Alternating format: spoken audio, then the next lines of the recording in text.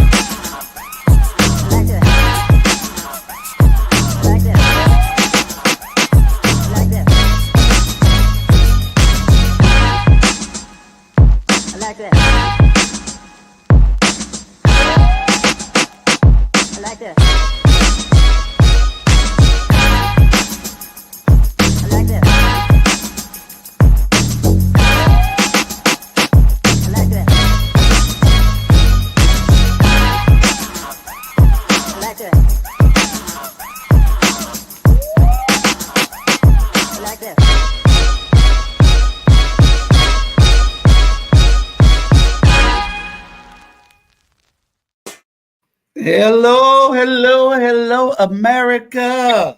What's going on? Ain't nothing. What's up, my people? What's going on? It's been a minute. We ain't seen y'all in what, 2 months? Feels like that. About 3 weeks. 3 weeks. Y'all ladies, y'all want to do what y'all want to do, but it's okay. Yeah, y'all run the show. Me and you did the last show, right, Bernard? Yeah, until you criticize me.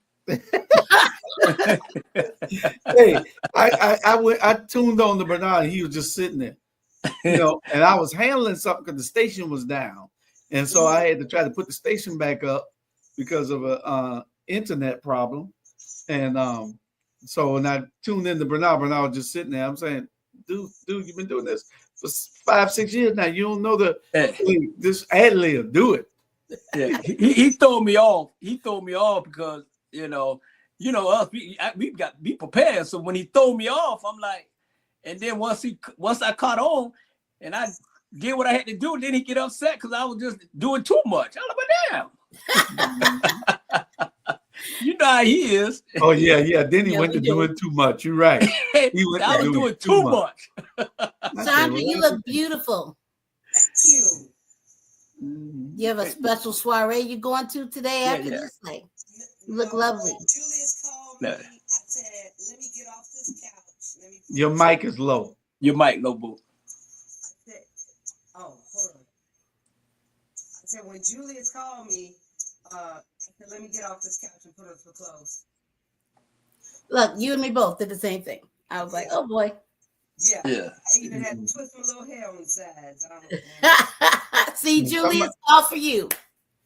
And I don't know who mic that is kind of distorted. I think that's got to be yours. Tanya. Yeah, why don't we mute and then we'll know. Yeah, that's Sandra's. Yeah, that was her. Okay. It's like a whistling, Chandra. It's like a whistle.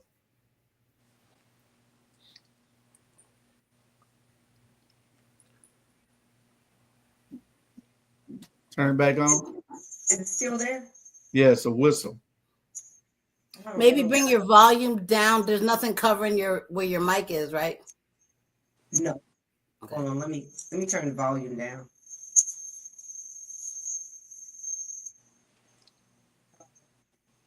If you turn it down too low, we ain't gonna be able to hear you. Yeah. Well, that's just the sound. Okay. That's better. Yeah. I don't hear the whistle. Do you, Julius? No. Oh, okay, cool. No. Well, it's still there a little bit. Still, yeah. All right, we're gonna get started. Let's jump into it. We got a lot of stuff.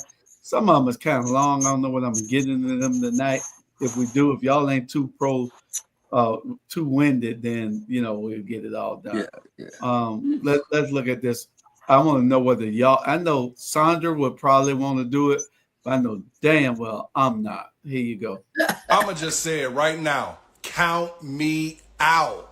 When you think these motherfuckers couldn't have one up, they always do. So these motherfuckers then built the world's longest undersea highway tunnel. And not only that, but it's motherfucking see-through. I don't know what motherfucker came up with this concept, but it does not look safe. You see motherfucking hammerheads and sharks and all different type of shit swimming right over your head. It only took China 4 years to build this motherfucker. This motherfucking tunnel stretches 6 miles long and is 33 feet wide. But not to mention that, it features 6 lanes going both directions. What the fuck? But this motherfucking tunnel has stunned engineers worldwide, saying that this motherfucker was impossible to build. Not to mention this motherfucker could stand a 8 magnitude earthquake. But they also say this motherfucker could withstand a 16 magnitude typhoon. All I'm gonna say is you ain't gonna catch me on this motherfucker. Again, count me out. Damn. I wanted to count how many times you said the MF word. I know it. Yeah, I mean, he sounded like Bernie Mac for just no did. reason. For no reason. Yeah. Yeah. Yeah. You know what I like? Count me in. I know you was gonna go on it. Yeah, then I'm gonna have to go to SeaWorld or no other world. Just go through that every day. On my way to work. Do you know how wonderful that would be for your endorphins? Yeah. I'm not doing it. Bernard. Man, the only one I went to when I went to Virginia Beach, and they had to go on. That's the only one That's it. That one right there. Nah, sir. 6 miles. Now that's too long. Nelly. I know people who can't cross the Talmadge Bridge. You understand what I'm saying? I don't know what they're trying to do because I can see people having a straight emotional breakdown in the tunnel. I'm more worried about the human factor because they're going to get there and see sharks over them or get overwhelmed and then forget how to drive a car. And then you're going to have an accident and then we're going to be stuck. So it's like, that's the thing I'm concerned about. Accidents in the tunnel. And then I know they say it could survive a typhoon this big and a hurricane and all that stuff, but they haven't had one that big. So how they really know? Suppose a car going 30 miles an hour, clip another car and the car goes spinning and hit it. Right. Right. Man, or one of those truck tankers carrying gasoline get hit. You got a full 6 mile explosion in a tube. Yeah. Or a fire. Right. Fire melting it. Right. Hell no. Count me out. I'll fly over it. Let me get the flying car. They got those now too. Oh, here's your new diet right here, Sandra. What will happen to your body if you eat watermelon for 30 consecutive days over the course of a month? Watermelon is one of the most powerful fruits on planet Earth. And today I'm going to tell you why. I'm going to mention some important points that we should all know. Watch to the end and prepare to receive an incredible gift. A 60-year-old doctor who taught me what you should know. Firstly, it solves the problem of fatty liver. So anyone with a fatty liver should drink watermelon juice for 15 to 20 days. You'll feel a total difference in fat burning. After 15 days of drinking watermelon juice every day, you'll notice that your toilet bowl will turn yellow because it's melting fat. Watermelon's second point is indisputable. It helps with 3 diseases: varicose veins, high blood pressure, and poor blood circulation. Did you know that? a wonderful fruit with great health benefits. Before we go any further, tell me, do you usually buy watermelon for your home? Watermelon is very popular with overweight people because it allows them to lose a lot of weight. The golden point of watermelon is that it eliminates uric acid. Those who go to the gym and eat a lot of protein should pay attention to this point. Those who go to the gym and eat protein every day have to train perfectly to break down muscle fibers. Because if the muscle is not broken down, there is no muscle building and the proteins ingested are not used. This results in a serious uric acid problem. Are all rheumatisms caused by uric acid? Most of them, if not all. So does watermelon stop the action of uric acid? Uric acid is generated by excess protein. Excess protein generates purine, and excess purine generates uric acid. Uric acid triggers many diseases, especially arthritis and osteoarthritis. So break it down, and the most interesting thing is that it passes through and cleans the kidney filters. It's one of the best kidney remedies in the world. I could mention it all year round, because there's so much, so I'll just mention a few, so you can see the power of this remedy for cirrhosis of the liver, hepatitis, gallstones, colitis, fever, urinary inflammation, internal hemorrhoids, lack of appetite, rheumatism, gout, arthritis, liver failure, cirrhosis of the liver, difficult menstruation. In any case, the subject is very broad. But doctor, how do you use watermelon correctly and effectively? Now take a pen and paper and write down this super powerful watermelon seed tea for your body. Unfortunately, people tend to throw their seeds away for lack of knowledge. Are you one of them? If so, this will no longer be the case. First, remove all the seeds from the watermelon or buy them separately in health food stores.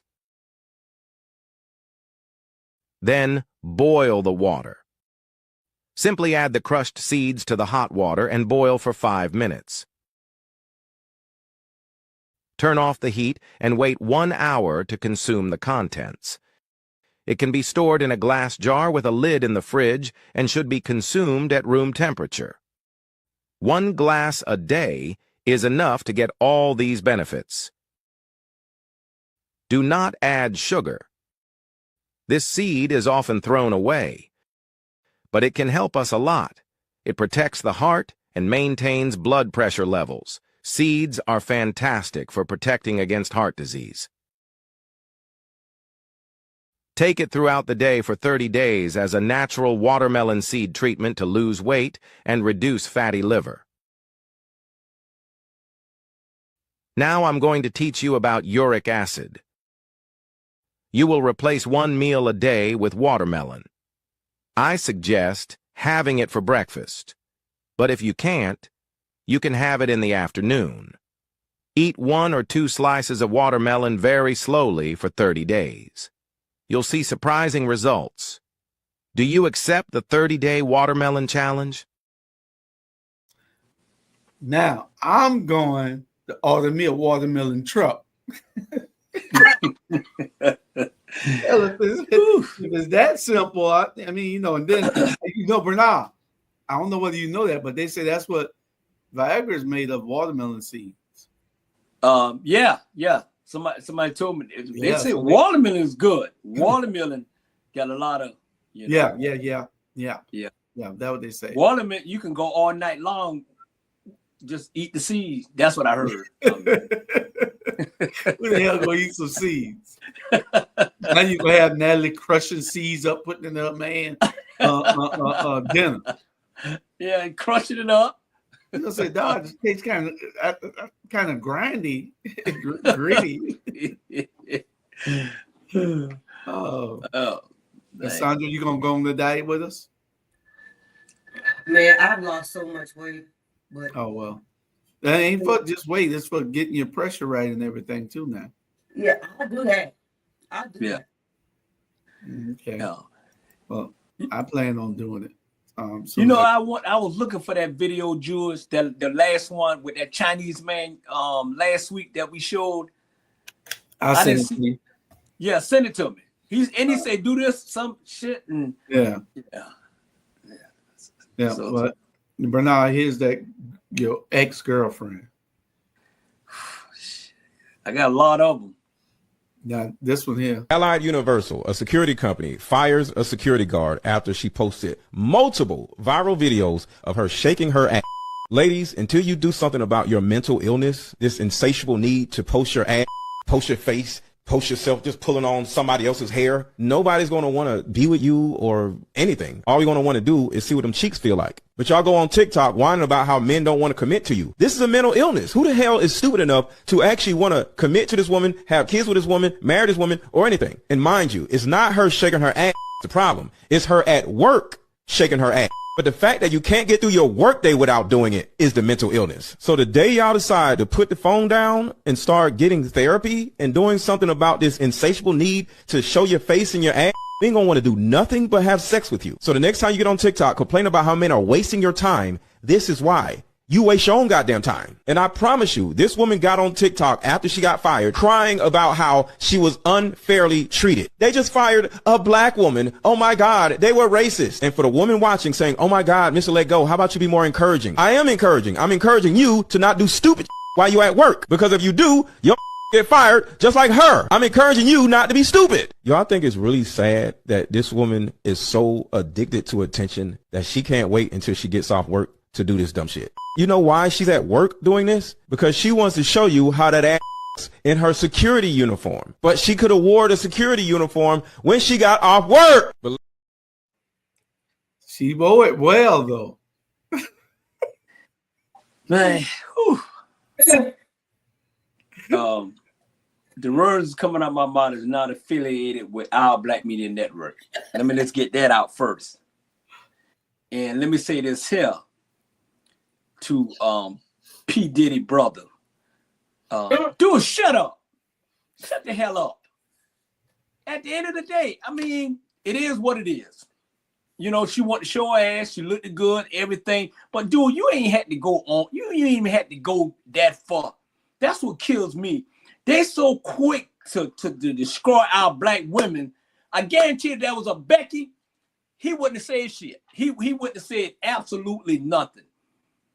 You know what I'm saying? So up to you, if you watching this, son, shut the hell up and you go find you a man. Go find you a man. Cause for you to say like that, obviously you switching sides.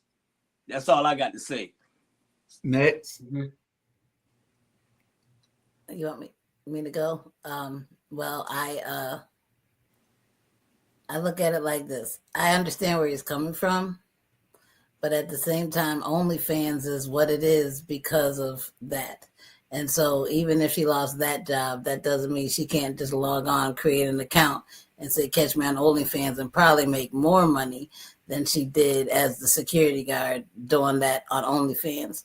And, you know, I understand the whole point that man was saying, but if there are some people who don't mind flaunting their body to make their money. And guess what? That's her right. If that's what she wants to do, hey, have at it. Now, should she be complaining later that, oh, men only want me for my body? Well, if that's all you're showing them, stop complaining. Don't complain. But, you know, hey, people do worse things to make money. So jump up and down in your security uniform unless they made you give it back before they fired you. Sandra and Natalie, you kind of long-winded. Sandra? No comment. Let me give you my opinion. I think that it wasn't necessarily against the young lady. I think that he was just saying don't do it at work. Because if you can get on TikTok, whatever, and you want to show your butt, then that's your life. Do what you want to do with it. I think he was just saying don't complain after you get fired, because you shouldn't be on the job trying to do it. You show that private video to somebody because she wore them pants kind of right. No. He contradicting himself.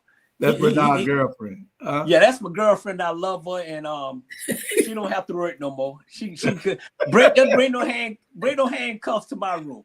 Yeah, you got a pair of pants like that for it.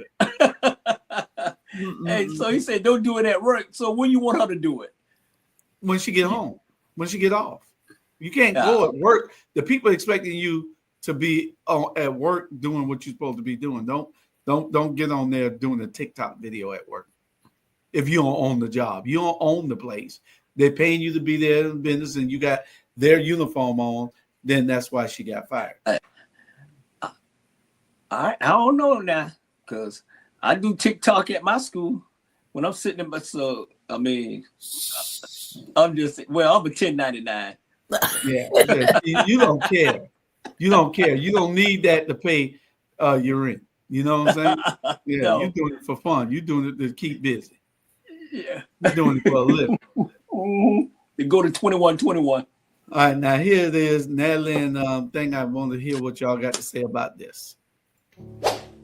Watch this video of my brother Darwin McPherson explaining almost perfectly why men are not marrying American women. Man, watch this. Why are older men refusing to walk down the aisle? Why are women who have it all still alone? It's not an accident. It's not a phase. It's the consequence of rebellion. Today, you're getting a masterclass. By the end of this video, you'll fully understand why men stop marrying American women and why it's too late to fix it for most of them.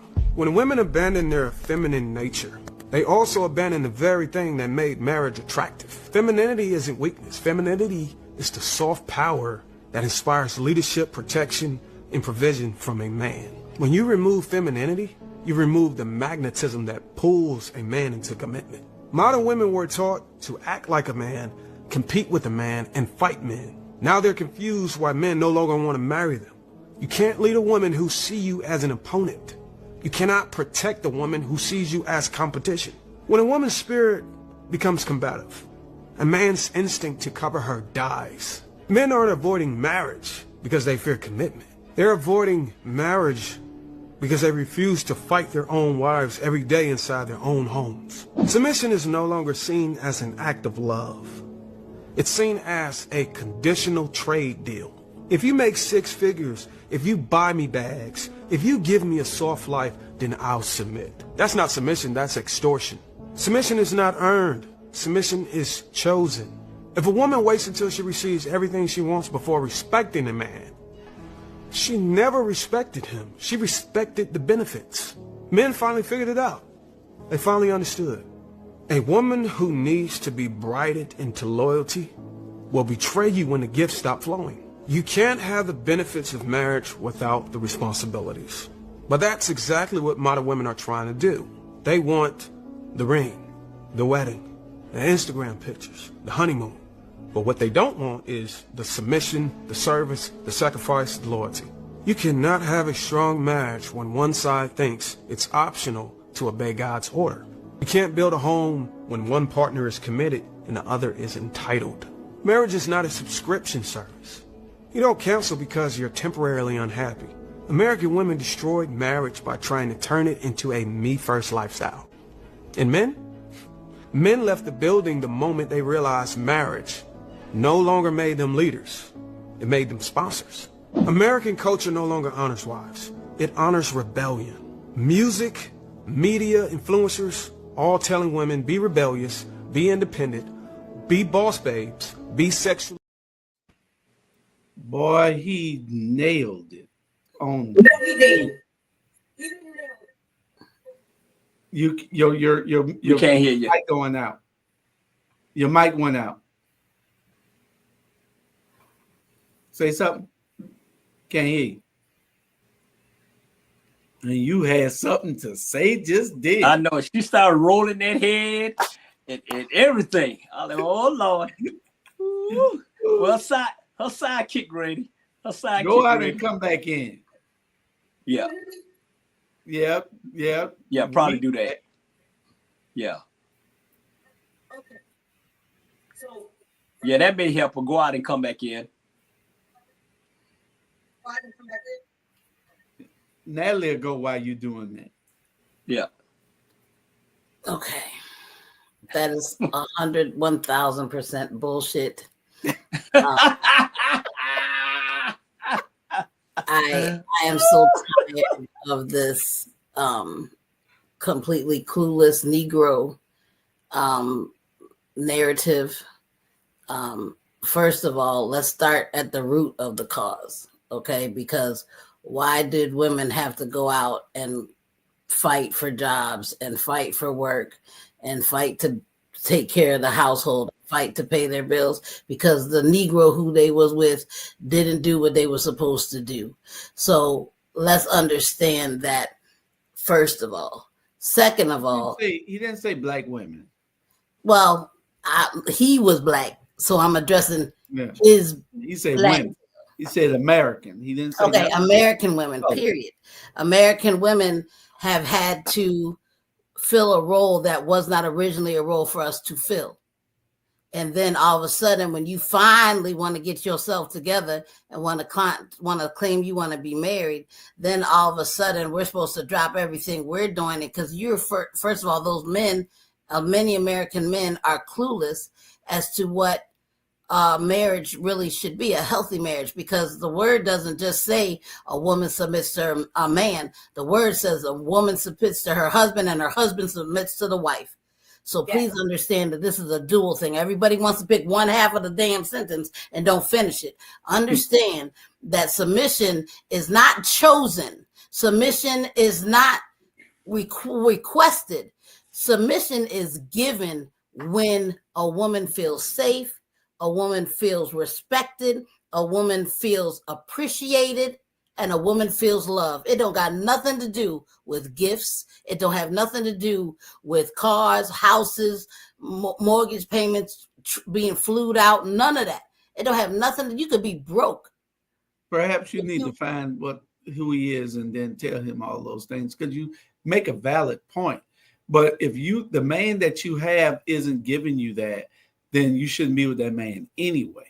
But those are the men. Those are the men who are saying he is. Those are the men who go to that brother and say, "You're right," and they're but he makes some valid points in there, Natalie, that you're not trying to be a sponsor no more. You're not letting the American women not letting the men lead anymore. They're trying to lead the man. Okay, but no, let's be real. Let me just say this. If let's be real about it, because we see stuff on TV, all that stuff that's promoted in the media. I ain't never had nobody come and pay my bills. I ain't never had nobody offer to pay my bills, and nor have I asked anybody to pay my bills. So understand that the stuff he's talking about is sensationalized in the media, but that's not real life. Because how many women do you go out there and see every day that are with some man who don't do nothing? He a no good somebody, and he ain't doing the things he's supposed to do. But yet that woman's supposed to be extra submissive to that person. So miss me with all that. That's you in rare form tonight. Go ahead. Carrying on to what she just said. We do not mind. I mean, any woman that is a God-fearing woman, there's a lot of women that's not, but any woman that loves a man, we don't mind if he leaves. But you can't selectively lead. We don't need you to be a selective leader. We need you to lead in all things. You can't want to lead in, well, I'm going to tell you what I need. But when it comes down to creating our budget for the year, you can't do that. And you don't know how much we need to save. And all these things, that's what comes with leadership. And for too long, we have had to do, the single women like myself have had to do it on our own. And we would gladly give up our position for a man that is willing to take on actual leadership. Do you think that I want to be a boss on my job, a boss at the house, a boss everywhere, and have a man just sitting up there reaping the benefits of my bosshood? No. That's gonna say, hey baby, I got it. Don't worry about it. I got it. Even if he is making less than me, he can be a boss. He can be a leader. But too many times they drop out because they feel intimidated. It's not something that we've said to them. It's their own minds that say, oh, if I don't look a certain way, if I don't earn a certain amount for this woman, we selected you. We knew what the hell you had in your pockets when we selected you.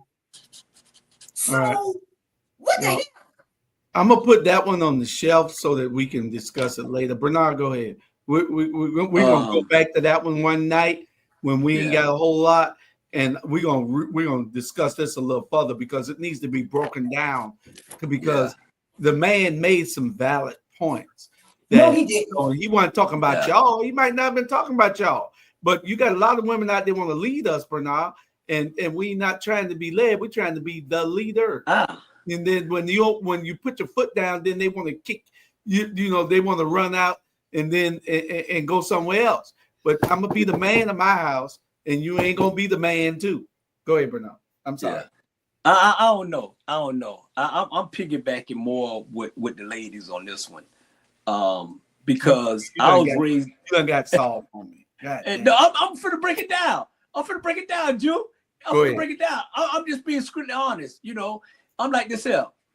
I was raised up in a household that my daddy took care of my mama, took care of us. My daddy showed me how to take care of women. My mama showed me too. So me being married for as long as I have, me and my wife was locked in as a team, not as you do this, I do that. You know what I'm saying? So we got to look at generations. Over the years, generation changed because you have more boys sitting on Santa Claus lap. And now when I tell my daughter, I say, you got these boys sitting on Santa Claus lap and Santa Claus mess them up. And he's sitting there and shaking the knee, man. You got to be honest, you got more bitch men than you ever see. Yes, some women, I'm going to say black women. I'm going to say, y'all have that strong personality. It's like this, I ain't going to ask you number one time. If I got to ask you 2 times, I don't need you. And that's just what it is. But these young generation, these girls, I'm telling you right now, Juju, they don't need us. They got their own money doing their own thing. Some of them going with women, all that. But at the end of the day, I mess with a lot of young women. I do. I don't have to come out my pocket. They rolling. They're rolling. So some of the things he said, okay. But when he said American women, dude, it's a lot of American men. You can't put all the American women. So if he said American, so what do you want us to go get? I don't know. He didn't say. You know what they want y'all to go and get. They are sensationalizing these women, the white women that don't understand. I couldn't be attached to the oppressor's daughters. Mm-hmm. Because the oppressor's daughters are never going to fight. When the revolution comes, they're not going to fight for you. They are going back on their side. Yeah. And when you die, every dollar that you made is going back to the oppressor. Okay, well, you're getting off subject now. No, we'll bring this. But I understand. Saying, We understand what you're saying. They want you. That is that's what all these commercials are about. When you see commercials where you have all these white women Chinese women and black men, white women, black men, black women. Well, you hardly see a black woman in a white man, but you have these subliminal messages in commercials telling the black man to be with somebody else. So when they should always honor their queen. So let me say this out. I'm sorry, I didn't mean to cut it off. Me and Jamal was gonna do a show Sunday about some of this, but you know we got tied up. But let me say this out. This would piss me off. I'm glad you say what you say, Sonia. Why is it so much a problem for us black men if we decide to go out our damn race and get other women? It's a damn World War III when it comes to us, but it's okay for the white man and the Chinese man to get a black woman or get a white woman. Nobody say shit. So why y'all always getting on us when we step out? And some of the reason why some of the black men step out is not because of Becky. It's because with them, you got a girlfriend with a wife. With some black women, you got a mama and continue to mama.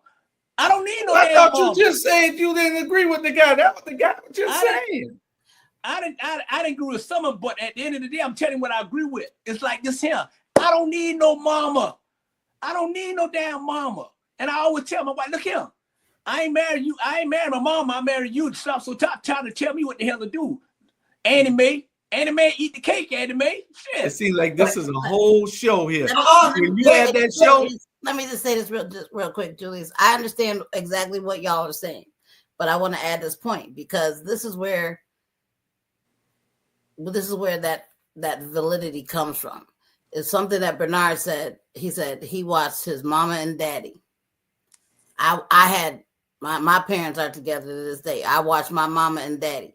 So when you're talking about with daddy issues, and there's a whole lot more black women out there who grew up without a father and without a man and without that example and set in front of them.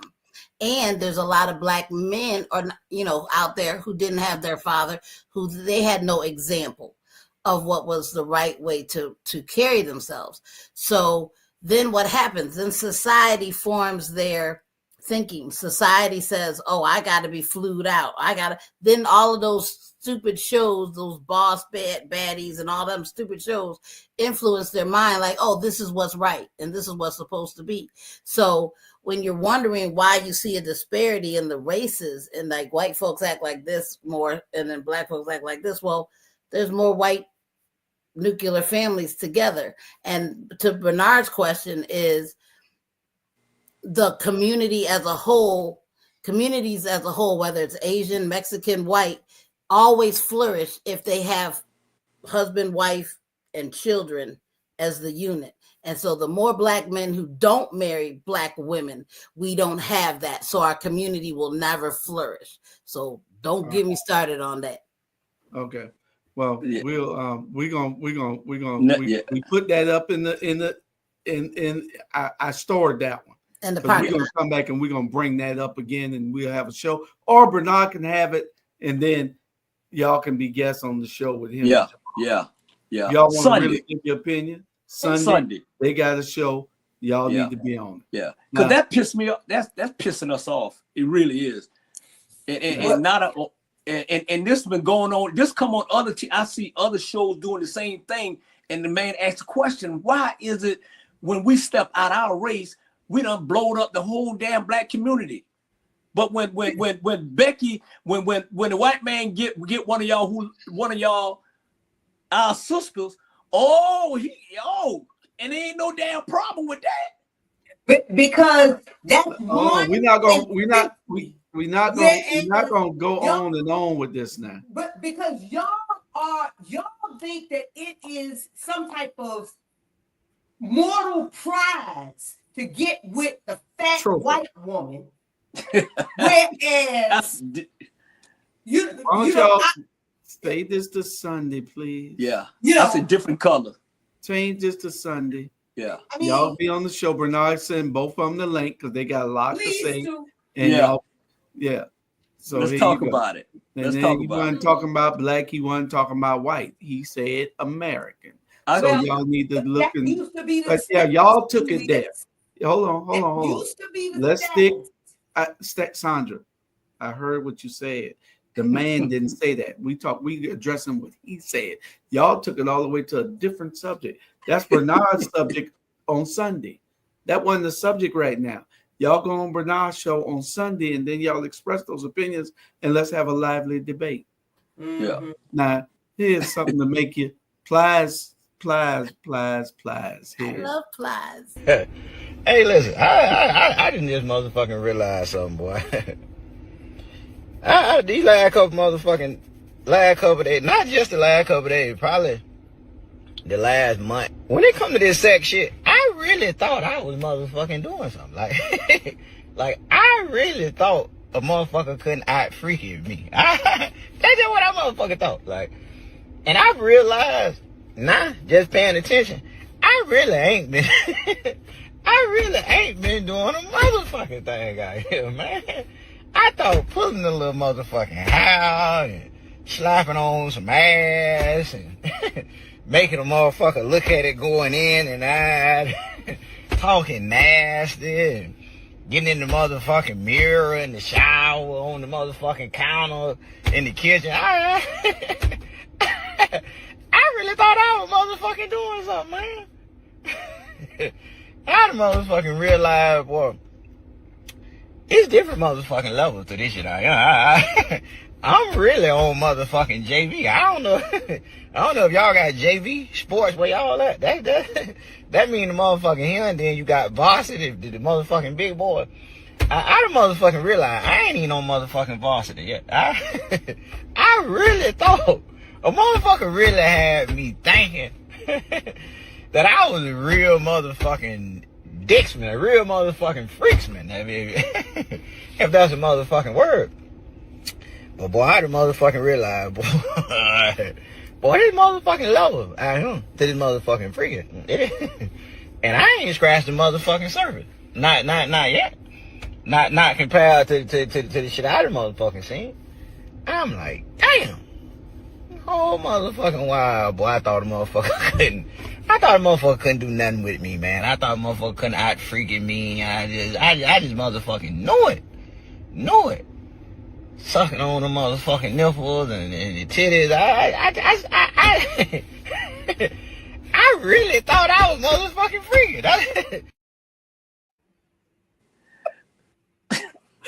That made everybody say, what? Y'all do that? What the man? You done took it to a new level. Who want to get that freaky? It always been. Let me shut up.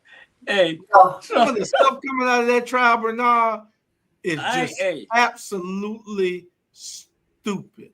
Yeah, ain't surprising me, man. I'm telling you. Let me say this.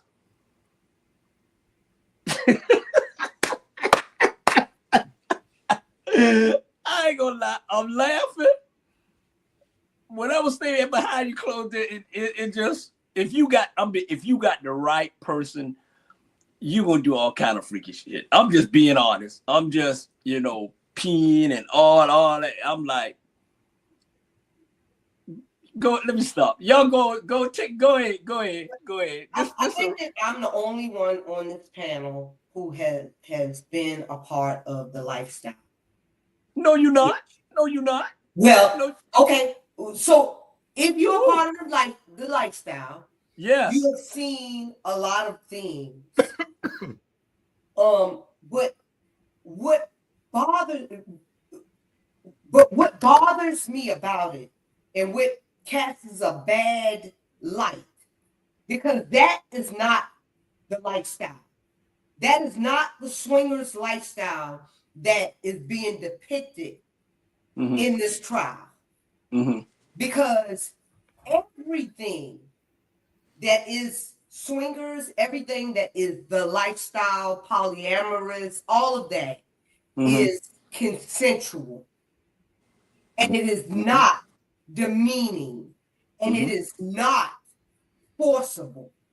And so whether you giving golden showers, if it's bondage, if it's F&M, if it's whatever it is that you into, because I've seen it all. Mhm. It is consensual. Consensual. Mm-hmm. And what this has not been, when you get a 19-year-old girl and you dangle, you put her in a situation where you're videotaping her, which we never do. We never do that. And you dangle extortion. That's why that motherfucker needs to be put in prison for life for doing what he did. I think Puff needs to be in jail because he done kill a bunch of people too. I think. Yeah, that too. Now that too. But I don't think they were talking about the swingers' life because that was not swinging what they were doing. Swinging is most times when you bring somebody and then it's couples type stuff, right? Couples, right? But you can be single also. They created a whole new level. Like you heard what Ply say, he in the JV and they in the major leagues. But we in the I'm in the midgets. Julius, I ain't even in the JV. The freaky stuff that Puff did. He done created a whole new category. Who wants to do that stupid stuff? Julius, what they were doing would be considered swinging. You know, we don't have to pay anybody to come into our circles. Why he had to pay people to come into his circle is because of the status, his status. Right, and that's what I'm saying. He wanted to keep things anonymous. Right, that wasn't swinging what Puffy was doing. That was freak offs. No, totally different. No, what he was doing was sex trafficking. What Same he thing. was doing, sex trafficking. Freak offs is not against the law. Sex trafficking is. Sex trafficking is what he was doing. Legal terms, sex trafficking is the act of exploiting a person, particularly for commercial sex. That's what he did to Cassie and several other people, almost every person. And why all the people around Puff died? Because he killed them. Yeah, because he killed them. Porter and all of them. Everybody around Puff died. And those are the things that they should have been looking into. They should be investigating. I don't feel sorry for him one bit, but I think he might be getting. They're going to have to bring up some new charges while they're doing this, because Puff might get him one sympathetic juror. But Puff was evil, and he thought that he was bigger. Ice Cube said it all. Y'all listen to Ice Cube testimony. Ice Cube said it all. But also remember how calculated it was. Cassie was 19. 19. This little girl was 19 trying to be a superstar and got sucked in. And a lot of people are talking stuff like I heard some comedians, Ali Sadiq and Gary Owen, matter of fact, and they disappointed me completely because they were talking about Cassie as if this is something she wanted to do. Well, they say she was evil too now. They say her ex-boyfriend say she's evil. You got some evil 19-year-olds out there. You got some evil young women out there. No. At 19, when she was 19, I don't care what age. Let me finish. No. At 19, she wanted to be a star. At 19, she got in. And if you listen to the song that Puffy, Sean Diddy, whatever Combs had her sing, it literally will tell you, the words in that song will tell you what he was getting ready to do to that young girl. And so after you're abused and after you realize you are in a situation that you cannot get out of, let me tell you something. Victims of abuse, people have, and I worked in this for years, people have this idea that a victim of abuse has to be, most of them are hard to deal with women. Most of those are women who have a chip on their shoulder. Most of them are people who will cuss you out really quick, but that does not make them any less a victim. It is the way that they're manifesting and dealing with the abuse that they have endured. So I don't want to hear about her having an attitude or being a hard person to deal with. None of that. She was 19. And if you cannot prove that she was goddamn getting pissed in the mouth at 18 and subjecting herself to that type of stuff at 18, that means at 19 and 29. He was drugging them. You know, Right. he was drugging them. Right. Yeah. But then he videoed them so he could show them once they came down from their high to see what they did, blackmail them. I don't have any sympathy whatsoever for Puffy. None whatsoever. Yeah. Just lock his ass up and move on. Puffy lock him up is and move on. part of the destruction of the black community. Yeah. You know, Prime I don't have no sympathy for him, period. None. Because you do have people, Julius, you have plenty of people that are into that. But to force somebody into that type of lifestyle or drug them into that type of lifestyle, that is crossing the line. Yeah, Everything Puff- needs to Puff- be consensual. Puff did it all totally wrong. Yeah, that's why his ass gonna stay in prison. Yeah, and if he do get one sympathetic jury, what they need to do is be ready to have those other charges ready for him, and don't make it. They need to exhume the bodies of those. Yeah. And don't make it federal. Make it state, because Trump will try to pardon his ass. Trump gonna pardon. Yeah, Trump gonna pardon him anyway. Him and that he gonna pardon him anyway. He gonna pardon himself. He gonna pardon P. Diddy. He gonna pardon R. Kelly. Period. No, he's not. Watch. Watch. He's not gonna do that. They black. He's not gonna do that. Watch. Okay, let's bet on it. Let's bet on it. I'll bet you $500, bro. Yeah, he is. Watch. Let's mark this day. I bet you $500, and we can. When is election again? 2028. Well, let's hope. Hey, put it this way. Let's hope it is, because if we left up to him, he ain't gonna never leave the White House. I'm telling you. And then, if y'all really dig into who Trump is, Trump was written about 200 years. His name, his sons, everything about him was already written, and he's fulfilling prophecy right now. But I think I got that video somewhere in here. We'll get to it. But he was all into that too. And also, don't get distracted. This is the thing with this trial. I try not to watch it, because remember when the OJ trial happened? Do you know how much legislation was passed in the black community during the OJ trial? Understand that this Puffy trial is also to distract us from what's going on in government. Well, I don't even notice the Puffy trial until somebody bring it up. But I'm conscious though. You got a bunch of people that's not conscious.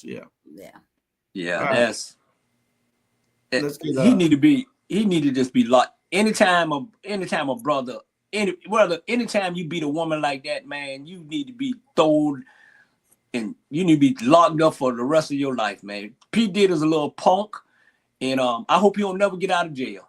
Period. And if he would have came out the closet, and this is a man that is gay, and he no question. Women. Oh yeah. When you want the semen of other men rubbed on you, and you gay. He demeans because he really hates women. Yeah.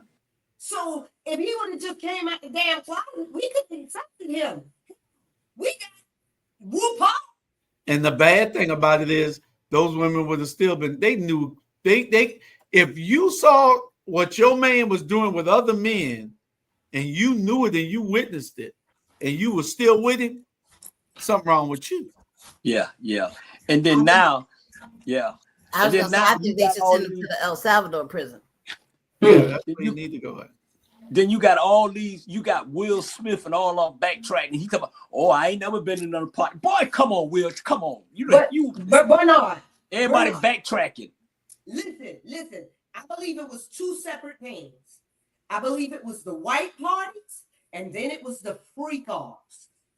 So the freak-offs, he didn't want his real friend. I don't want Julius at my real party, but I don't invite him to my Memorial Day cookout.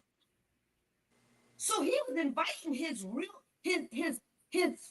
celebrity friends to his white parties, but after the sun go down, when he's about to travel in these sex workers and everybody and break out the damn baby oil, no, he's not doing that. Didn't Denzel Washington talk about leaving them parties early? Denzel Yeah. said he Yeah. saw what was happening. He got out of it. Right. He He said said, "What the hell? Wait. Yeah. Him and his wife there. yeah. You know, Denzel said he got up out of it. He said that was too disrespectful. He said Puff Daddy's the most disrespectful man he knows. Disrespectful. But anyway, we're gonna put a commercial or two, and then we'll be right back. Yes, sir.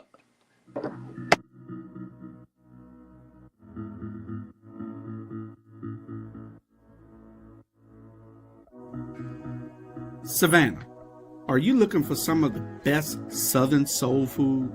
Then check out Kim's Cafe at 714 MLK Boulevard. The food is so good, you'll think that your mother cooked it. Located in the heart of Savannah, Kim's has a menu that includes breakfast anytime, lunch when you need it, and dinner so you won't have to cook when you get home. They also cater all types of events and can host your reserved event at the restaurant. Come see what everyone has been raving about. Great food, great atmosphere, and a great time. Kim's Cafe, 714 MLK Boulevard in beautiful downtown Savannah.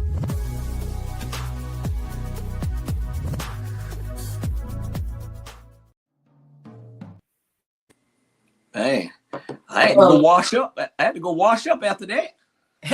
Y'all, I got an extra plug for Kim's.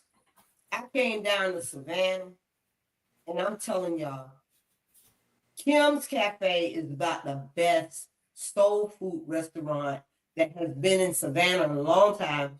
And I've been over here for 6 years, and we got the Chinese folk and the Mexicans trying to cook soul food. And y'all know that this ain't working out over here in Houston. so You got the Chinese people cooking soul food. Yeah, they cooking soul food, child.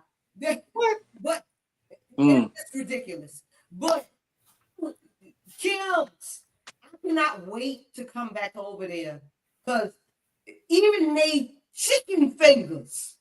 Yeah. I'm telling you, the chicken fingers will make you bite your fingers. Yeah, off. those chicken fingers. Yeah. I had to eat one off my brother's plate, right? When we was having lunch that day, that thing was good as hell. I said, Yeah. I said, I can get these chicken fingers from now on. Yeah. They got the best food in the world. Mm-hmm. Man, they got some good food. That means what? That means what? That means you ain't getting no more of my money for no chicken fingers. Hell no. Okay, here's that black father's myth thing again. The absent black father, a lie, was born, sold, and still profits, from chains to character. You heard the black stereotype. Black fathers are missing. What if I told you it's one of the longest running lies in American history, built brick by brick by law by law? It has its roots in Reconstruction. After the Civil War, slavery was abolished, but white power structures needed a new way to control black bodies, especially black men. That's when the myth of the black brute emerged, a violent, uncontrollable male figure, a threat to the white women, white property, and white supremacy, a perfect excuse for lynching, voter suppression, and recriminalizing black existence. So began the rise of black codes, criminalizing vagrancy, lordery, or talking back, chain gangs, and convict leasing, which funneled thousands of freedmen back into forced labor, media propaganda like Birth of a Nation in 1915, which portrayed black men as rapists and savages, sparked Klan revivals and national hysteria. Let's be clear, the dangerous black man was a social fear. It was a deliberate invention designed to justify surveillance, separation, and systemic exclusion. from danger to derelict. As the 20th century progressed, white American story about black men evolved from the violent criminal to the irresponsible father. This was a PR pivot, not a progress story. Enter the Moynihan Report in 1965, where the U.S. government said the fundamental problem is family structure. That's rich considering the Jim Crow laws dismantled black wealth and community. The GI Bill excluded black vets. Public housing split families, and welfare rules forced men out of the home to qualify. It's not the black men weren't present, it's that they were systematically punished for being there. The stereotype of the absent black father replaced black brute, but kept the same function. The black people for inequality, the justified disinvestment over policing and mass incarceration to distract from the real problem, structural racism within this PR. Let's look at 2013. The CDC study again, yes, the government one. Black dads are more likely than white and Hispanic dads to eat meals with their kids, help with homework, bathe and dress their kids, read to them, and yet the myth persists. Why? Because the lie is convenient. It absolves policymakers, it fuels TV crime dramas, and it lets racism dress up like a concern for children. This isn't about missing fathers. It's about missing accountability for systems that created this myth and the receipts that prove it. It's a lie. Follow for more truths, culture buried under centuries of fear and bad headlines. Peace. And see, that the old saying, if you tell a lie long enough, it'll be believed. Mm-hmm. And you get conditioned into believing things. And we're the most susceptible people in the world to believe the lie. Mm-hmm. And when I say this, I know it because I've experienced it, and y'all have all proven it to me. And I'm not talking bad about y'all, but I'm telling y'all in y'all face, y'all have proven it to me. Because there's a lot of lies being perpetuated and y'all believe it. And it's not that you don't want to see the truth. It's that you've been told this all your life. So all you believe is that. And there's nothing wrong with some of the things that you believe. But if you just look past the veil, from under the veil, you'll see that there's been lies told on every level, and we still believe them. And I can't do nothing to change y'all mind about it. And the world is just the way. They've conditioned us to believe everything that they've always told us. And that's just how it is. I mean, I just was privy to information that and had time to read and to understand it, just like this man that just explained it. But if you tried to explain that to somebody else on the terms, they'll be telling you, man, go ahead on that. But he told you just like it is. It is from a white perspective, and that's what it is. He's telling you that we've been brainwashed, we've been lied to, and that we believe the lie. They keep telling you long enough that you're ugly and you know you're beautiful, you're gonna believe you're ugly after a while. Mm-hmm. Yeah. But go ahead. I don't know. I raised up a different breed. Trust me. Only person in the world that I ever believed was my mama and God. Period. When I grew up, my friends ain't never. I always see my friends' daddy and mama in the house. I've never seen growing up. I've never seen one of my friends' daddy or mama not there. Either the daddy's working and the mama is beating our ass and cooking and all that. And so some of us may believe all that, but I'm beyond. My mind focus is to take care of my mama and be another Mean Joe Green. Period. Now over the years, I've seen a lot of stuff over the years because I always just say certain generation, kids having kids. That's what started it. Babies having babies. Now babies are hanging out with their mama is really their damn, grandmama and this and that. It just changed. The early 90s, you start seeing things changing. Baby having baby, 12-year-old girls having a baby, and then the man going and that's the problem I see. That's what I was seeing. Before is, you know, black men's not. I don't see a lot of black men. I would see black men right now taking care of their family, taking care of their kids. Matter of fact, it's too many black men. When you talk about sports, it's too many black men now all in there. They want to be their sons on the court playing, and the daddy want to be ushering all that like that to get benefit for what those kids doing. So I understand what the white man's saying. It is okay, but I don't really pay him no attention.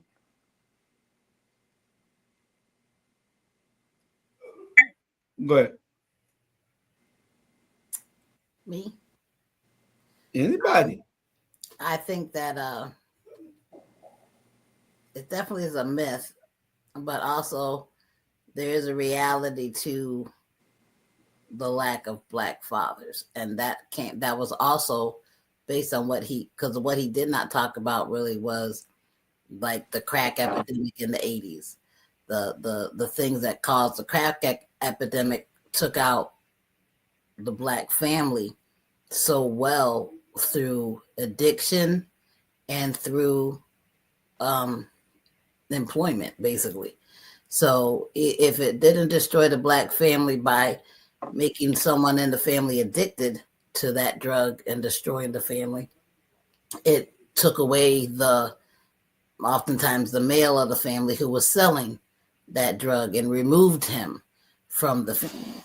So I don't think our community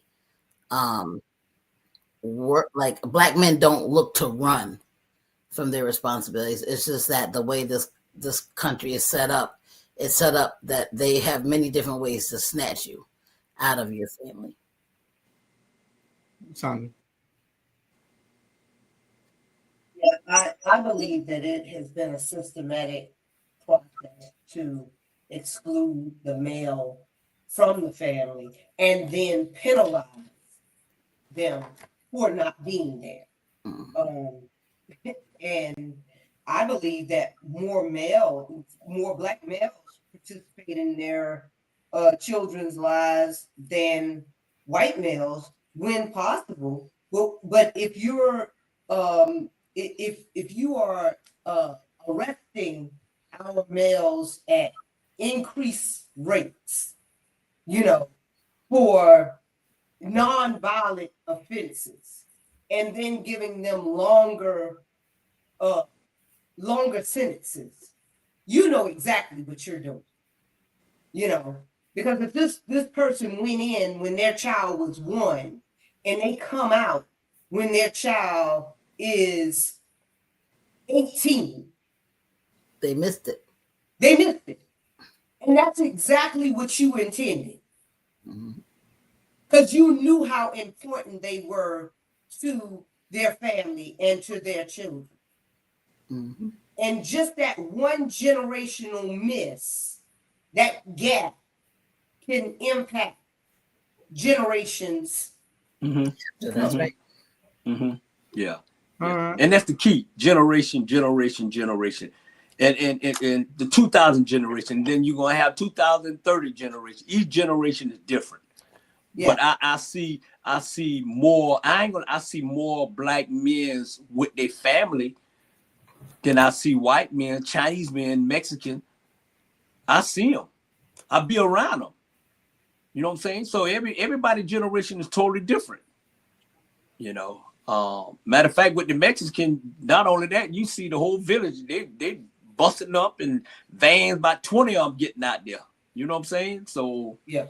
And I see black women all the time risk their benefits, risk their housing because the man is still with them.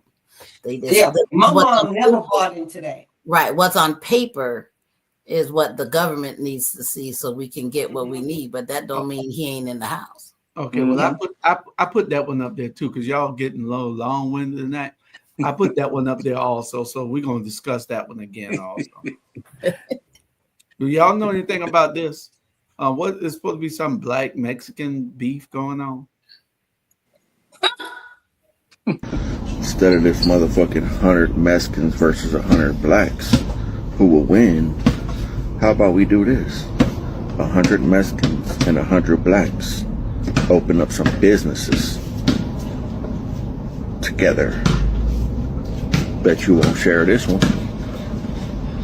We do that, it's over. It's over. Money comes in, hate goes away. Mike Will out.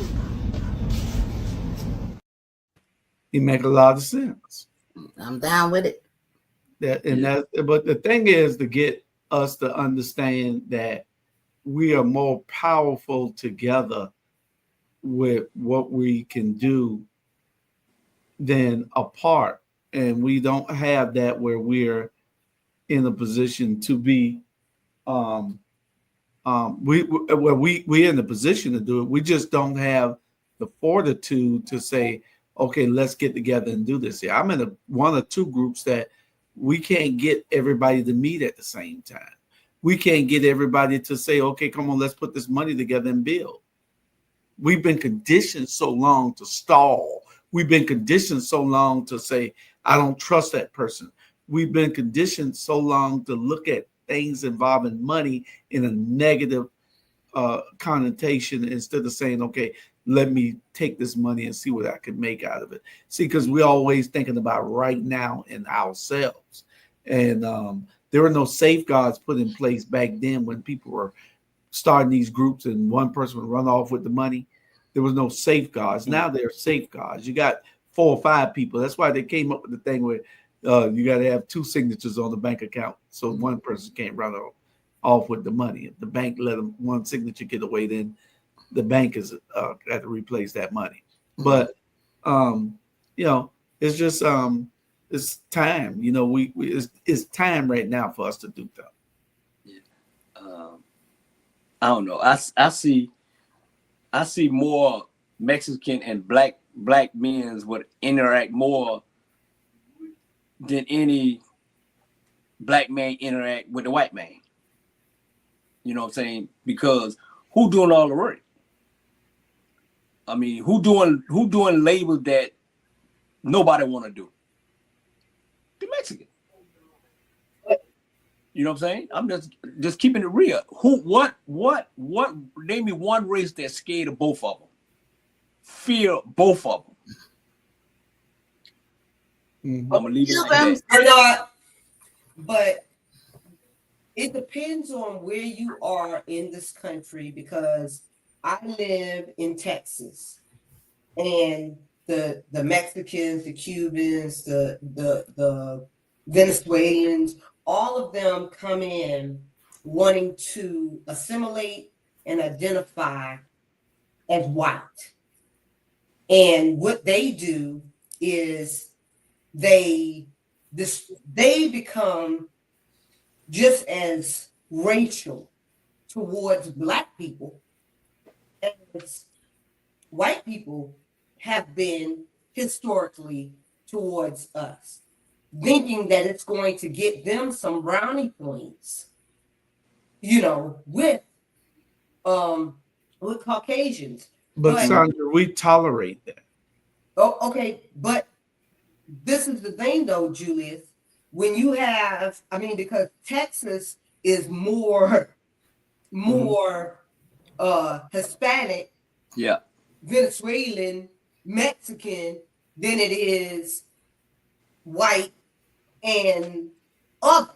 But Trump would clear them out for you though. But what is happening now is this new deportation thing is showing them now that if you would have stood with us, we would have stood with you. But you did not want to stand with us. Well, they up around and found out, son. Yes, and that is what is going on right now. So I don't believe it's us against them thing. No, it's not. They declared what their line in the sand was, the same way the Chinese people did.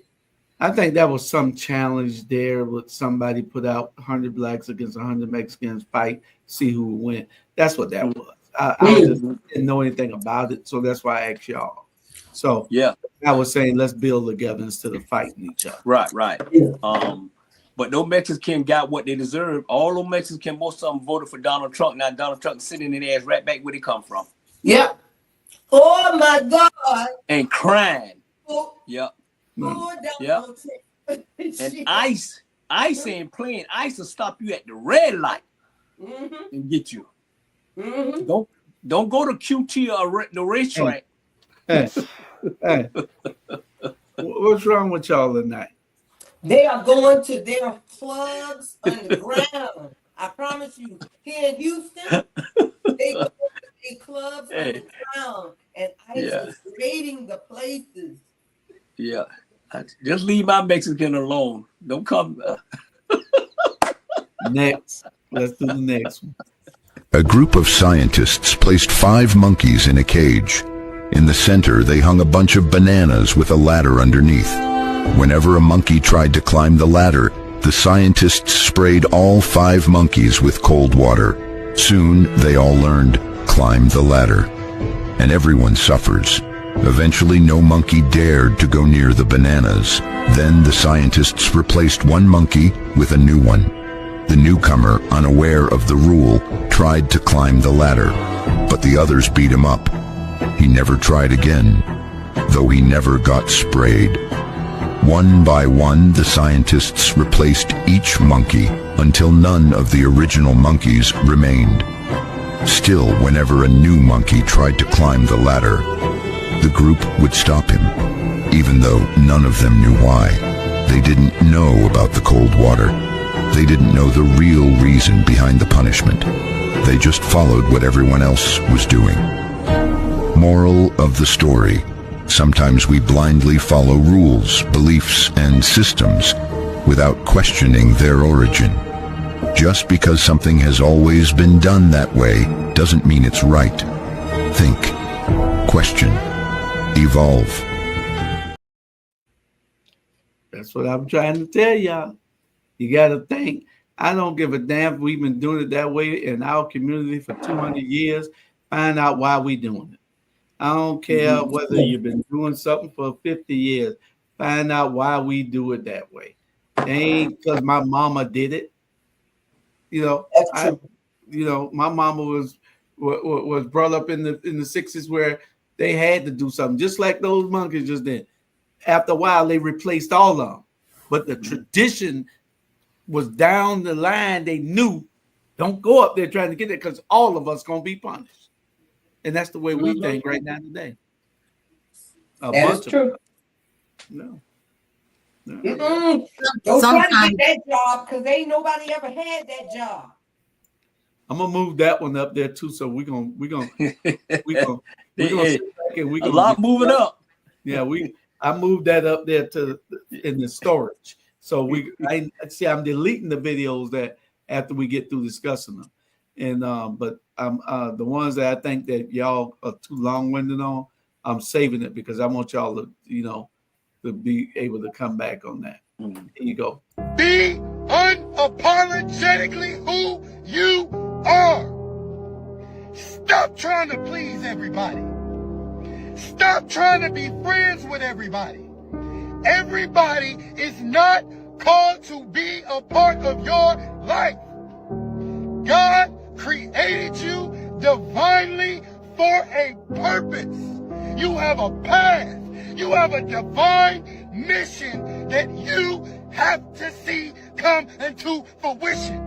And if you are worried about everybody else, if you are worried about other people liking you, about other people giving you validation, you will never make it. Stop letting people be distractions in your life. So what if they don't like you? So what if they don't think you cool? So what if they talk about you? So what if they lie on you? Be who you are.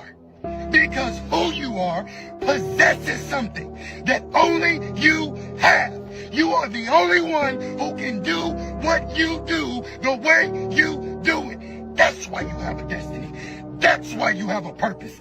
That's why God is going to elevate you in due time for a purpose that is going to bring glory to his name, that is going to change the lives of those connected to you. So who cares? Let it go. Release yourself of the struggle and the pain and the anxiety and the depression of people not liking you. God likes you. God sees you. God is going to use you. God will give you everything you need if you can just stay on your path and do what he's called you to do. If you receive that and agree with that, comment, I don't care. I don't care. Yeah. Comment, I don't care, because I don't care. I tell you, that's what the way I live it. I don't care what nobody say. I don't care what nobody else do. I'm in my lane doing what I do. I don't care. Y'all don't know it. Know it now. I don't care. Say what you want to say about me. I'm moving what I move.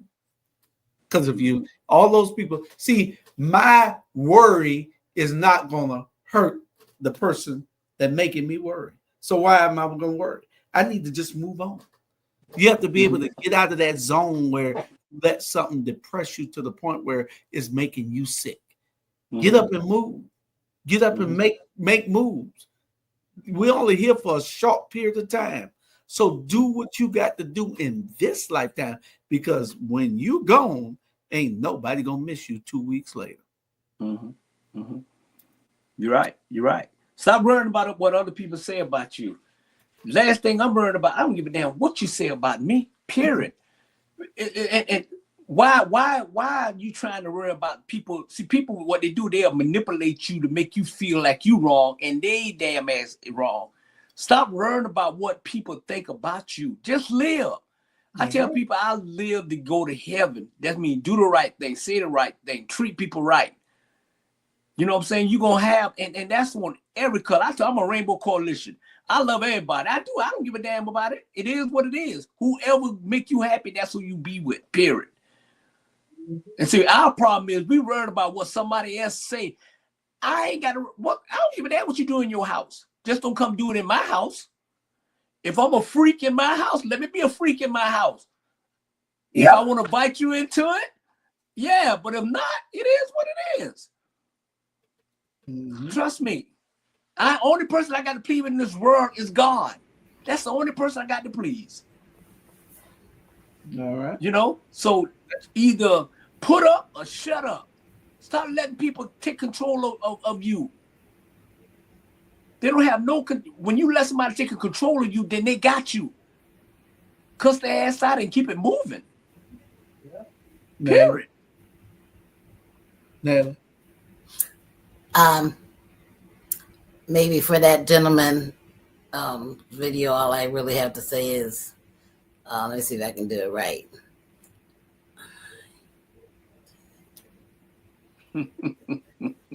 Since he thought we were all deaf, I heard him. He certainly was extremely, like, I didn't understand why he was screaming it, but you know, because sometimes if you're silent, I mean, if your delivery, you listen to all of it because he has so much passion. His delivery. If he was just there saying it, you might have turned away and did something else. But he was streaming it, and he understands that that's his method of making people look at it and make the message. I mean, it's a good message. You should be yourself. You should not. Right, and that's who he is. And so you want to change him, and you want him to change his. No, I don't want to change him. I don't want to change him. I just was like, I got it. Like the first section of him yelling at me. Like, okay. He wasn't no different than Jewish and big shit. He wasn't different. Period. He was very emotional about people being themselves, but you know. Yeah, he was passionate. The thing is, you know, you go back. It's one thing to tell somebody to be yourself, but sometimes you got to explore why they're not. You know, and so I get it, but people aren't themselves. There are so many things that people are dealing with in this life that we don't know why they're how they are. Right. Yeah. Sandra, you good? You good? Natalie. Yeah. Natalie said something earlier, Drew, and when she said when we were talking about Cassie, and she was out talking about women being abused in a certain way. I'm glad you say what you said because I got a wake up call. So now I can handle that young lady different than what I'm handling, and I appreciate that. Yeah. All right. Said, I'm getting so tired of this woke world. What did you mean by that? We're losing our freedoms. We're giving it away this generation. You know, as Ronald Reagan said, we're just one generation away from losing our freedoms. And I see what's happening. Things have changed. You have a whole new generation of people coming up. They've been taught critical race theory. They've been taught a different version of what American history is all about, and getting this woke stuff in there. You know? What at Wild Wild World, or welcome to What the Fuckville is going on here today. I mean, what is sometimes when do people be listening to themselves?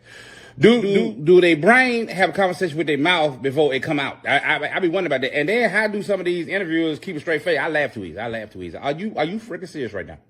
You a whole boy out here doing an interview in a kung fu action flick, stunt wig and a woman's blouse, and talking about some woke is killing us. You woke. You the poster child for woke. You are drenched in woke, sir. What you think allows you to woke?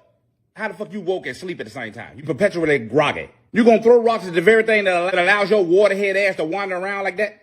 First of all, Reagan wouldn't fuck with you. You wouldn't be allowed within a mile of Reagan. That's first of all.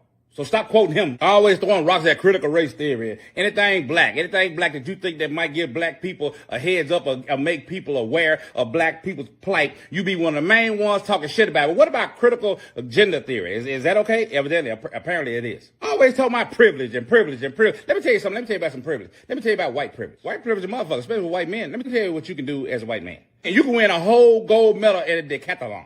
And that's the height of masculinity. And then you can turn right back around and win a Woman of the Year award. That's the height of femininity. So white men are truly Renaissance men. Y'all do it all. A jack of all trades. In another interview, this goofy motherfucker talking about something, the year of woke. Let me tell you a year when shit was woke for real. 2015.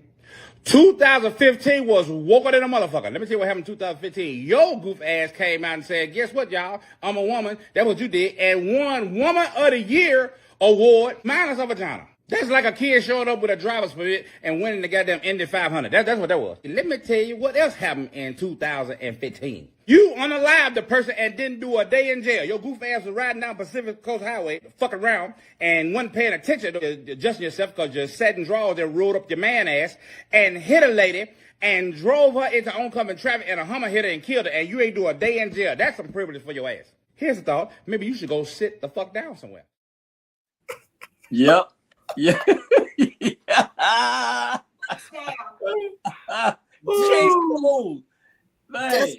Just cause you gay, just cause you trans, don't mean you ain't racist. And see, but the thing is, they always want you to leave them alone. Yeah. Go leave them alone. And see, your privilege, that's what I don't understand. So you don't want us to be woke as far as you being a whole transgender, changing your shit person. But you want us to be asleep when it comes down to the things that impact us. But meanwhile, while they kicking all y'all asses out the military and stuff, I mean, have you spoken out on that yet, Jenna? I mean, have you spoken out on the fact that they beating y'all asses up in the streets and ain't nobody saying nothing and y'all being unalive and ain't nobody saying nothing? Ain't nobody passing no laws? Imagine this. Somebody to be awoke. Imagine this. Imagine you are a non-melanated man, married and surrounded by women who only love black men. All his daughters, except for one, all his daughters and his wife love black men. They love everything black. and you stuck there. That is all you hear from him, is the venom of being less than and not good enough. That's all that is. He can take his confused tail to El Salvador right there with P. Diddy. I could care less. I don't shed a tear. Then he can get all the D he wants. I think him and P. Diddy should go to the women's side. Then they really be mad. Yeah. Yeah. Take Tyler Perry with you too now. Yeah, he can but go. Anyway, yeah. Bruce. Go ahead. Bruce lost in the sauce, man. Bruce shut up, and he looked horrible. You know what I'm saying? And they already know what Bruce was. They used to find Bruce wearing Kim clothes and dressing, and he'll run in the back like a little girl and take it off. Bruce, shut up, Bruce, or whatever your name is. But you know what? But Bruce looks like the average aging, non-melanated woman. Yeah. We'll be right back. Need your garments cleaned with care and with a professional touch? Then bring them to One Price Cleaners in Garden City at the Old Farmers Market on Highway 80. Service you can count on.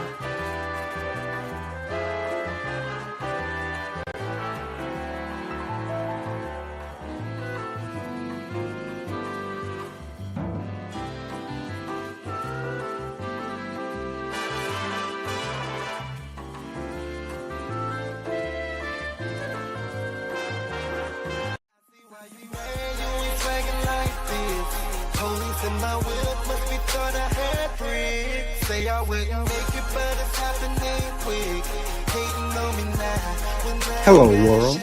We're here, serving Savannah, Atlanta, Jacksonville, Brooklyn, Houston, Philadelphia, Los Angeles, and the world.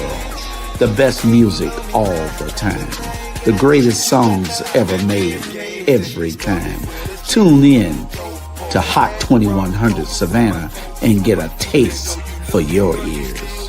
Hot 2100 Savannah, serving Savannah and the world.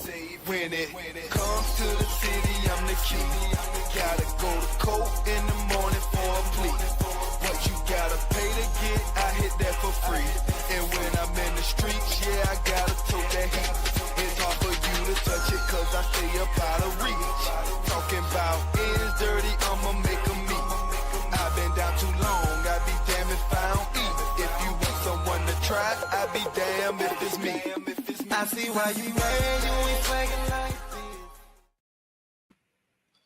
All right. We back. Men thinking with the wrong head. Here we go.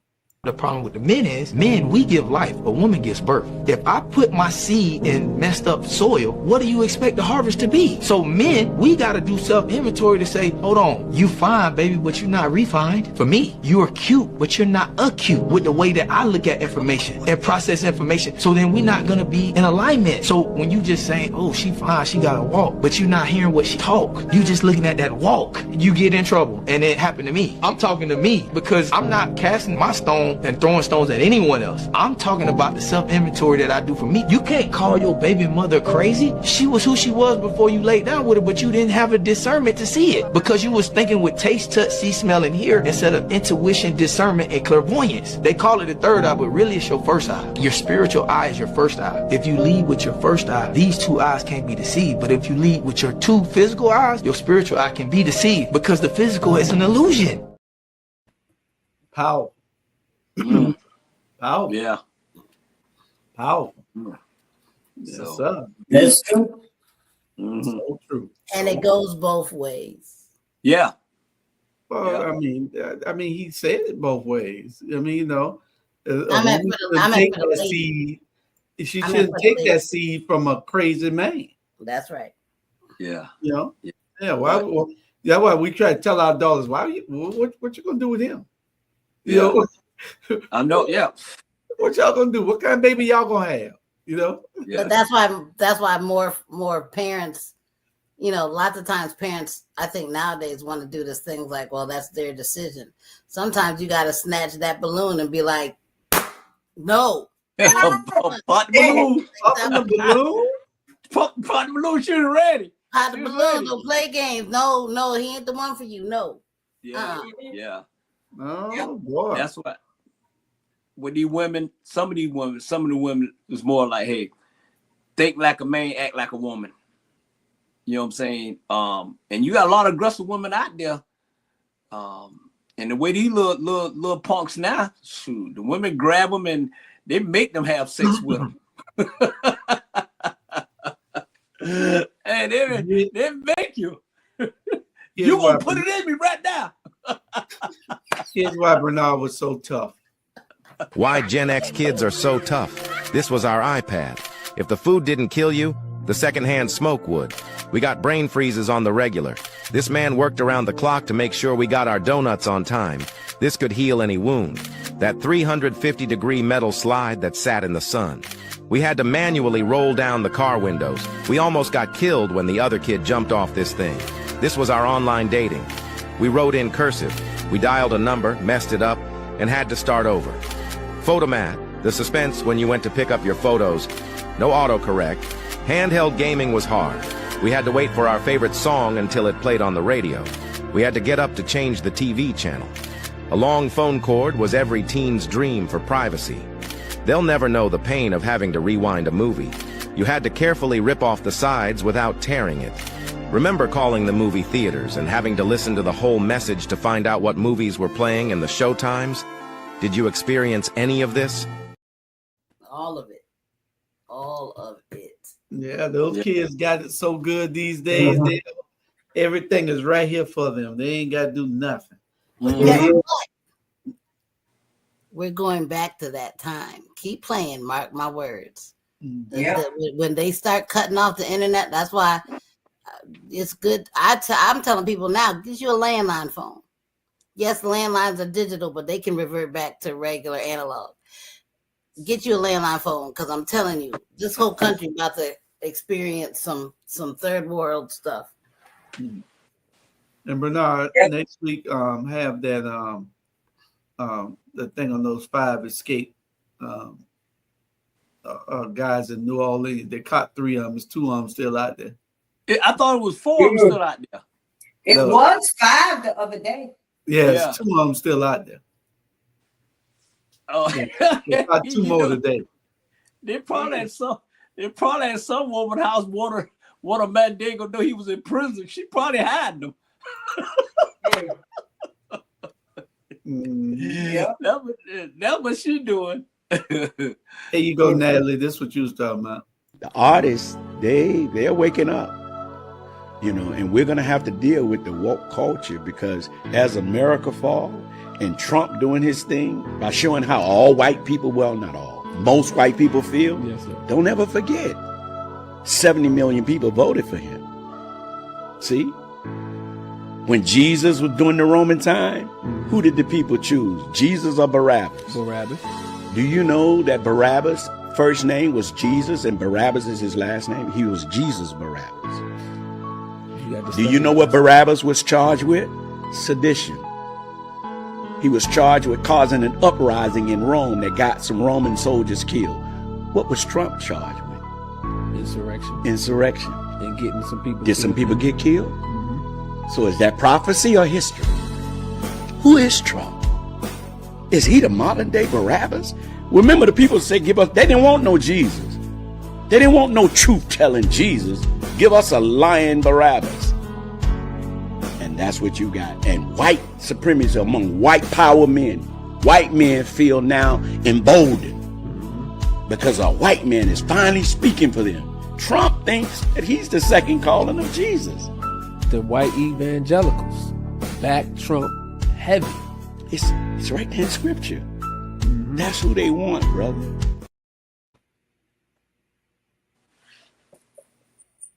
Hey. Yeah. Can't say no more. That's fact check right there. Yeah, y'all were talking about this all day. We just brought it up. I knew it was a video in there for it. I just didn't have it with me. I didn't. I forgot what I labeled it, but but he's talking. Yeah, Natalie. Natalie says it's all coming. You just wait. But I always tell people that don't look like me, don't let Trump get you, and I'm gonna leave it like that. We're a different breed, bro. We ain't back there calm y'all. But here's the thing. Remember this, Bernard, because right now I just watched a story the other night on PBS. I think it was PBS. In Nashville, on the outskirts of Nashville, they bought land and they're building a training camp. Pilgrims are building with and a lot of the people who are part of this build are police officers in the Nashville area. So as much as we might be in the hood and have whatever, but first of all, half the time they don't have no aim. So understand, we might talk what we need to talk, but we not coming together like they coming together. They is coming together with a plan.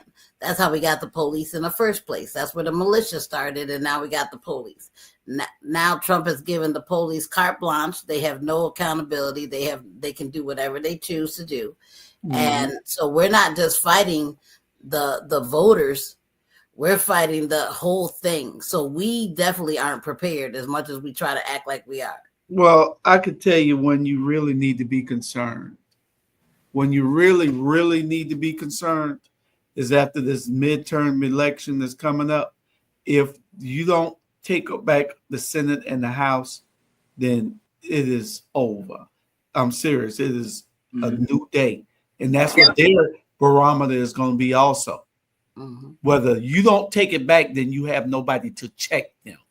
Right. The Supreme Court is weak, and they're trying to act like they're with us, but they're still letting him get away and not putting the gamut down on it. So these midterm elections will show you.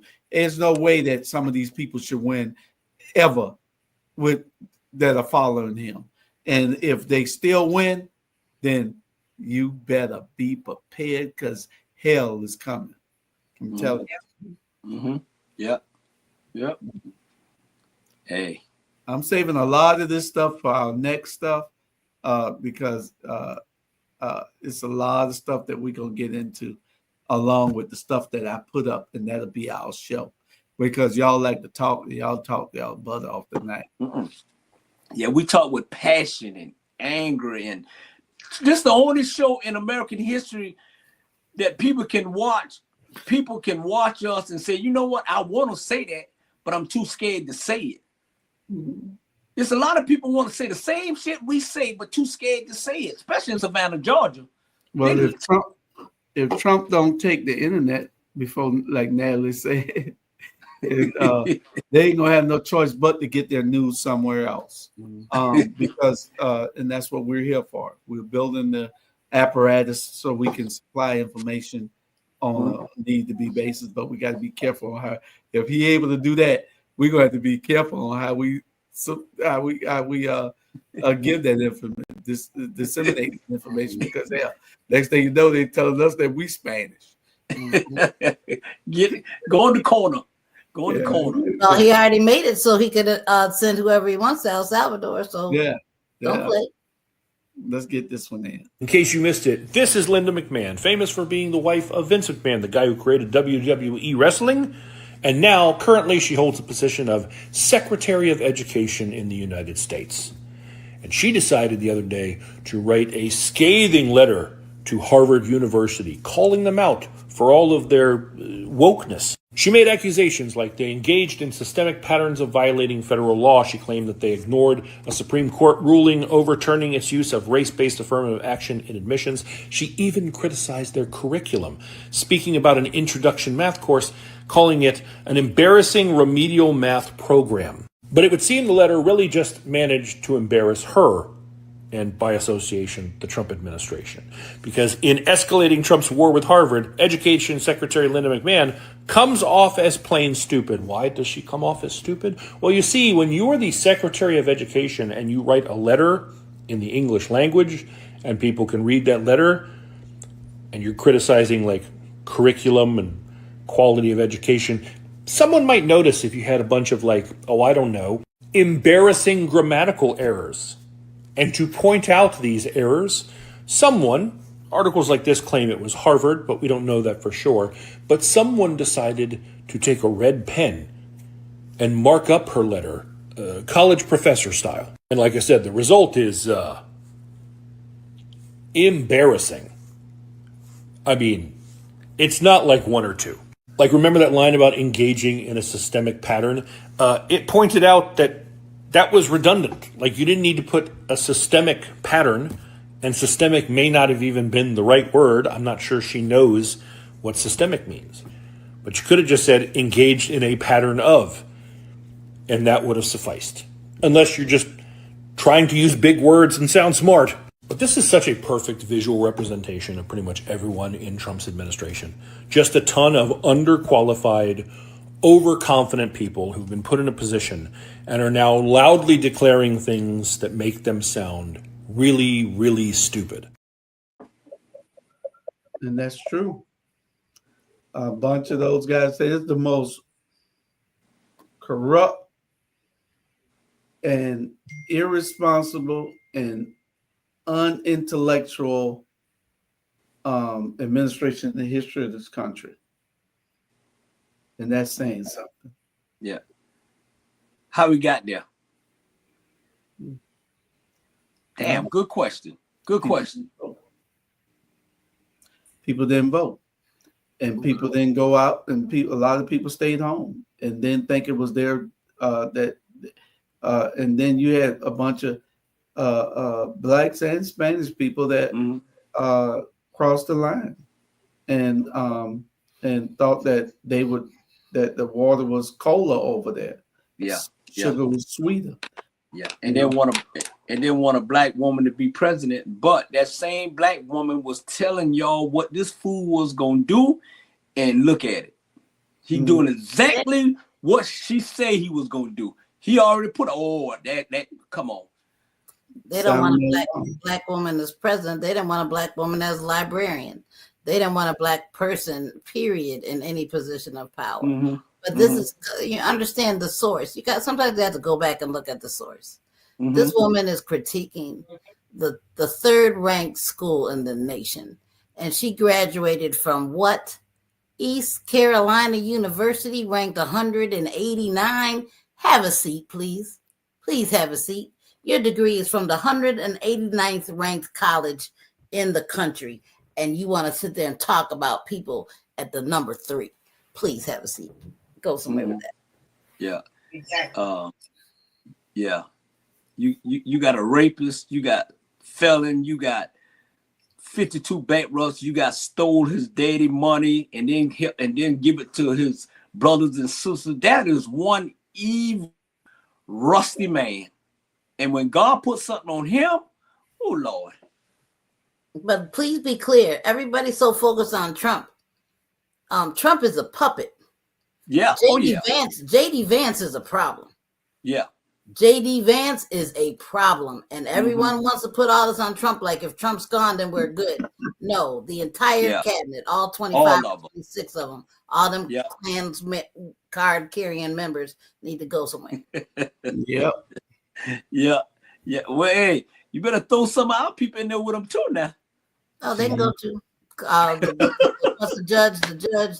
What's the one? Clark. Thomas. Yeah, he got to go. I sent him to El Dan Carson. Yeah, he did go. He got to go. Yeah. But anyway, this is what happens when I was telling y'all earlier. Live your best life. Do what you got to do. And don't care about what nobody else say, because when you're dead, this is what happens. Pay close attention. Do you know what happens after your funeral? In a few short hours, the crying will die down.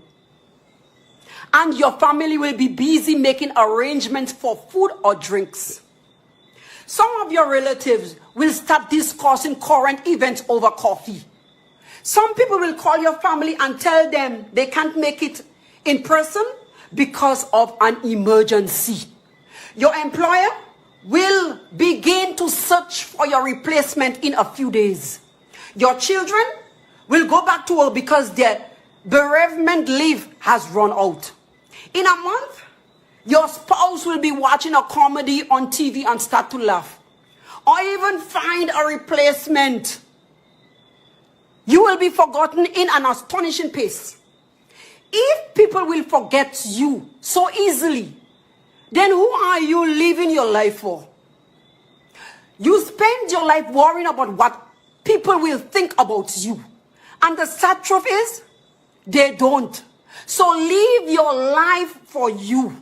Remember, life is too short to be lived for others' approval. Embrace yourself and make your own happiness a priority. That's right. Make your own happiness a priority. Don't worry about what nobody else think and don't care. Just do you. You can't get to the point where you're letting somebody else, you're going to drink poison and thinking it's going to kill somebody else. It's only going to hurt you. You got to be able to say, hey, let me snap out of this shit. I'm coming. I'm gone.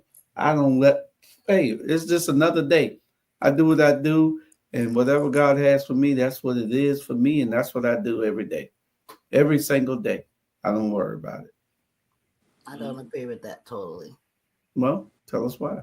I think that we have to leave a legacy. That's the problem with our community. We're doing this living for self instead of living to leave a legacy. I'm not caring about what she said about the funeral. I mean, that's not neither here nor there. But don't just live for you. Live for the legacy that you're going to leave behind. What are you leaving for your children? What are you going to leave for them to continue to build off of?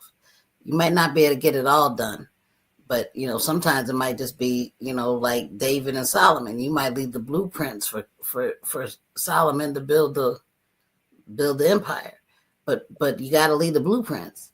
You can't just live for yourself. That's not why you're here. Well, I don't think that's not exactly what that was saying, and that's not what I'm saying. You think I'm here doing what I do? I got here at 7:00 this morning. It's 10:00 right now. So I've been here 15 hours. Right. Building a legacy. Building a legacy. Correct. Right. I'm not doing it for me. Right. What can I take? I can't take it like Bernard said. He ain't never seen no a bank truck following the hearse. Yeah. Right. So what I do here for the last 15 hours. When I leave out of here, I'm going home. 15 hours. I've not left. I'm building. And so it ain't, but I'm living. I'm not worried about whatever everybody else thinks. I'm living, and whatever I'm doing, I'm trying to leave something, a legacy, like you said, for somebody else. Somebody else got to have it. I can't take it with me. Yeah. Yeah. Because I always tell people, I'm at an age right now, man. I'm living for my child, for her kids, and that's it. I mean, we almost over there than they are. I'll be 63 years old in a minute. 63, 28, big difference. I mean, yeah, we can get selfish at time. I mean, shit, because people take our kindness for weakness, and then God hit us in the head and said, okay, son, that's why I got you here. I mean, I know it look hard, but hey, you keep doing. Even people ain't gonna like it, but you just keep doing what you're doing. Keep doing it, son. Yeah. All right. Anybody else got anything on that particular thing about Sandra? You're the only one that didn't say anything. I don't know what you distracted by. What you looking at over there? Yeah. Sonya in her deep thoughts. My deep thoughts. She in her deep thoughts, but I see her. She paying attention, and she clearing her head up too. I guarantee you, when she get off here, she go like, okay, you know what? I need to hear that shit. Yeah. Well, you said that we were talking too long, so I just recuse myself sometimes. See? No, I see you with your eyes cut over there looking at something. Oh, I have like 3 screens. So. Oh. Okay. All right. Well, we had 22 videos. We got 7 left. for next week. And Okay. there's some powerful ones. One of them is the smartest DNA genes, and it tells why black people are so smart. But we'll play that one next week. It was 9 minutes long, so we'll probably play that right after our life hacks and stuff like that and get into it because y'all want to talk about that, especially you and Natalie, you know, because y'all Because it is us. yeah, that's what I was just about to say, because y'all are two smart ass women. Yeah. And, so you know, it'll show that Africans are the smartest people on the earth. This video does. We have 9 chromosomes, got 6. You know, so and this guy breaks it down and shows you too. I played this before about a year ago, but I'm gonna play it again. And then we got a couple of things on that, you know, a bunch of stuff. So I'll save that till next week. I ain't gonna tell you. I'll show it to y'all next week. But anyway, any closing words? We got about 3 minutes. Be loved, be happy. That's about it. You know what I'm saying? I got a question. So you say they smart women or they smart ass women with that mouth? I mean, both. Both. Oh, okay. Both. Everybody have a rest of a good week. Oh yeah. All right. And Natalie? Lord, I don't know. Just stay positive. Give grace to others. Give grace to yourself. And keep watching our Black media. That's correct. And I was about to piggyback on that. Hot 2100 Savannah, we're taking off. We're doing a whole lot of things. We're almost finished with our build out of our new offices. And we got our grand opening on June the 14th. June the 14th. We'll invite everybody to come out. June the 14th is when we'll have our grand opening. And we'll be out here probably doing a cookout or something, and everybody come by and see the studio, and then go out and get something to eat and then KS. But y'all tune into the station, Hot 2100 Savannah. You can get it on your app. You can get it on Facebook. You can get it on any social media platform. We're on all social media platforms. You can tell Alexa, say, Alexa, enable. You got to say enable Hot 2100 Savannah, and Alexa will automatically play our station. Anywhere in the world, anywhere on this planet, you can say that to Alexa. Anywhere on our planet, on the moon, you can get us on your phone if it works.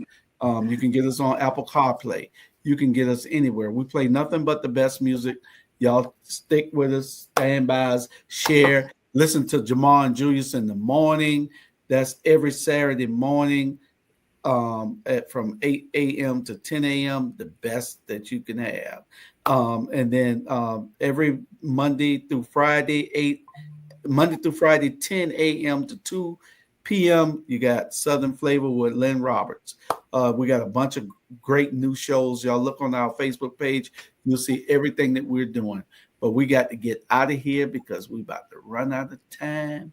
And I appreciate all y'all. And all right. Much love. Much love. Love y'all. And I'll call y'all later. All right. Be good. Bye-bye. Bye. Bye. Good night, love.